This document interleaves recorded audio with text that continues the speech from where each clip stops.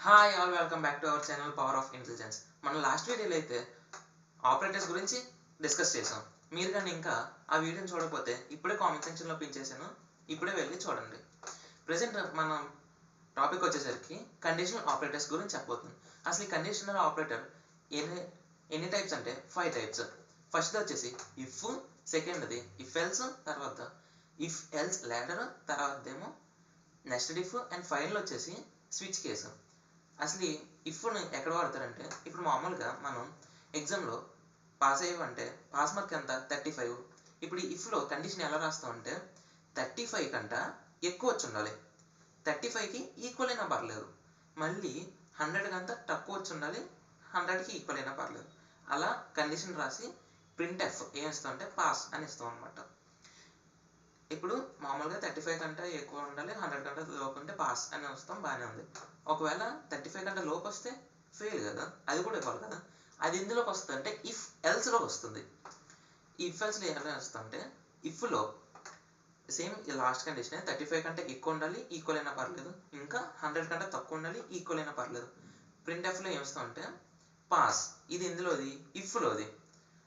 ఇప్పుడు ఇఫ్ కానీ తక్కువ అయితే, ఇప్పుడు మనం ఒక నెంబర్ ఎంటర్ చేస్తాం కదా, ఒకవేళ 20 అయింది అనుకోండి, ఇఫ్ కండిషన్ తప్పు కదా, అప్పుడు ఇఫ్లోకి వెళ్దాం, కిందని ఎల్స్ ఉందా లేదా అని చూసుకుంటుంది అనమాట. ఎల్స్లోకి ప్రింట్ ఎఫ్ ఫెయిల్ అని ఇస్తాం అనమాట. అండ్ మోస్ట్లీ ఇప్పుడు అందరూ ఏం చేస్తున్నారంటే 90 మార్క్స్ కంటే ఎక్కువ వస్తే ఫస్ట్ క్లాస్ అని, 70 కంటే ఎక్కువ వస్తే సెకండ్ క్లాస్ అని, 50 కంటే ఎక్కువ వస్తే థర్డ్ క్లాస్ అని, 35 కంటే ఎక్కువ వస్తే జస్ట్ పాస్ అని, 35 కంటే బిలో వస్తే ఫెయిల్ అని చేస్తారు. మరి దానికి ఎలా చేస్తారు అంటే if else if ladder use చేస్తారు అనమాట. ఇందులో ఎలా చేస్తారంటే ఇఫ్లో ఫస్ట్ కండిషన్ ఇస్తాం. ఎలా ఇస్తాం? 90 కంటే ఎక్కువ వచ్చి ఉండాలి, ఈక్వల్ అయినా పర్లేదు, మళ్ళీ 100 కంటే తక్కువ వచ్చి ఉండాలి, ఈక్వల్ అయినా పర్లేదు. ఇందులో ప్రింట్ ఫస్ట్ క్లాస్ అని చేస్తాం.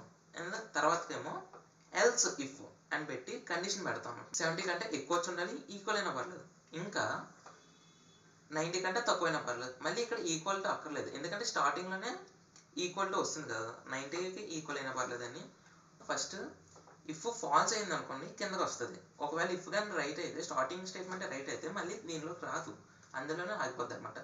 ఈ ఎల్స్ ఇఫ్లో 90కి ఈక్వల్ అయింది కదా అన్నావు కదా, మళ్ళీ ప్రింట్లో ఏమిస్తాం అంటే సెకండ్ క్లాస్ అని ఇస్తాం. అండ్ ఇంకోటి ఎల్స్ ఇఫ్, ఇది కూడా ఫాల్స్ అయితే ఇంకో దాంట్లో రావాలి కదా, ఎల్స్ ఇఫ్ ఆ కండిషన్ ఎలా ఇస్తాం అంటే 50 కంటే ఎక్కువ వచ్చి ఉండాలి, ఈక్వల్ అయినా పర్లేదు, ఇంకా 70 కంటే తక్కువ వచ్చి ఉండాలి. ఇందులో ప్రింట్ ఎఫ్ థర్డ్ క్లాస్ అని ఇస్తాం. ఇంకా ఎల్స్ ఇఫ్ ఇంకోటి ఏంటి, జస్ట్ పాస్ ఇంకోటి మిగిలిపోయింది కదా, ఇది కూడా ఫాల్స్ అయితే ఇంకోటి వస్తుంది కదా, జస్ట్ పాస్ ఉంది కదా. ఇందులో ఏమొస్తాం అంటే 35 కంటే ఎక్కువ ఉండాలి, ఈక్వల్ అయినా పర్లేదు, ఇంకా 50 కంటే తక్కువ ఉండాలి. ఇలా అయితే ఏంటి, ప్రింట్ ఎఫ్లో జస్ట్ పాస్ అని ఇస్తాం అనమాట. ఇదంతా బాగానే ఉంది. ఒకవేళ వచ్చిన మార్క్స్ 20 కానీ 25 కానీ అయితే ఫెయిల్ కదా, అది దానికి ఏమొస్తాం అంటే ఎల్స్లోని ప్రింట్ ఎఫ్ అని పెట్టి ఫెయిల్ అని పెడతాం అనమాట. అండ్ తర్వాత వచ్చేసి ఇప్పుడు మామూలుగా మనం గవర్నమెంట్ జాబ్స్ చూస్తున్నాం, దానికి మ్యాక్సిమం ఎలా ఉంటుంది రిక్వైర్మెంట్, అందరూ కూడా ఏజ్ అనేది 18 ఇయర్స్ కంటే ఎక్కువ ఉండాలి, ఇంకా 35 ఇయర్స్ కంటే లోపు ఉండాలి, ఈక్వల్ అయినా పర్లేదు. దీనికి ఎలా ఇవ్వాలి అంటే నెస్టెడ్ ఇఫ్ అంటే ఒకటి ఉంది. స్టార్టింగ్ ఏం ఇస్తాం అంటే ఇఫ్లోని కండిషన్ ఇస్తాం అనమాట.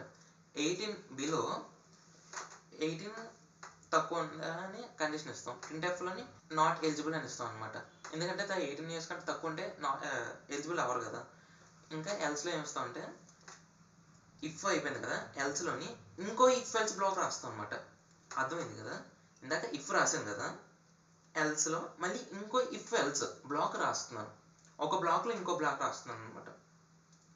ఈ ఎల్స్లో ఏం రాస్తాం అంటే ఒక ఇఫ్ కండిషన్ 18 కంటే ఎక్కువ ఉండాలి, ఈక్వల్ అయినా పర్లేదు, ఇంకా 35 కంటే తక్కువ ఉండాలి, ఈక్వల్ అయినా పర్లేదు అని పెట్టి ప్రింట్ ఎఫ్లోని ఎలిజిబుల్ అని రాస్తాం అనమాట. మళ్ళీ ఎల్స్లోని 35 కంటే ఎక్కువ ఉంటే నాట్ ఎలిజిబుల్ ఫర్ అప్లికేషన్ అని రాస్తాం అనమాట. అండ్ ఇది నెక్స్ట్ ఇఫ్. ఇదంతా బాగానే ఉంది. ఇంకా మామూలుగా మనం గ్యాస్ కంపెనీకి ఫోన్ చేసామంటే ఎలా వస్తుంది, నెంబర్ 1 నొక్కండి బుకింగ్ కోసం, నెంబర్ 2 నొక్కండి ఎంఆర్పి కోసం, నెంబర్ 3 నొక్కండి వేరే వేరే డీటెయిల్స్ కోసం అని వస్తుంది కదా. దానికి ఏది చేయాలంటే స్విచ్ కేస్ అనేది యూజ్ చేస్తామన్నమాట. ఇది ఎలా చేస్తామంటే స్విచ్లోకి మనం ఏదైతే వేరియబుల్ తీసుకున్నామో అది పెట్టి కేస్ 1 అని చెప్పి మనకి ఏదైతే ప్రింట్ అవ్వాలో ప్రింట్ఎఫ్ పెడతాం. ప్రింట్ఎఫ్ కానీ మామూలుగా మనకి ఏదైతే ఫంక్షన్ ఏది రాయాలో అందులో పెడతాం. మళ్ళీ కేస్ 2 అని చెప్పి ఇంకో డీటెయిల్స్ ఎంటర్ చేస్తాం అన్నమాట. కేస్ 3 అని చెప్పి ఇలా డీటెయిల్స్ ఎంటర్ చేస్తాం. ఇవన్నీ కూడా ఒకసారి సి కోడింగ్లో చేస్తే బాగుంటుంది కదా. అదే నా నెక్స్ట్ వీడియో. మీరు కానీ మిస్ అవ్వకూడదంటే ఇప్పుడే సబ్స్క్రైబ్ చేసుకొని పక్కనే ఉన్న బెల్ ఐకాన్ని యాక్టివేట్ చేసుకోండి. Thank you.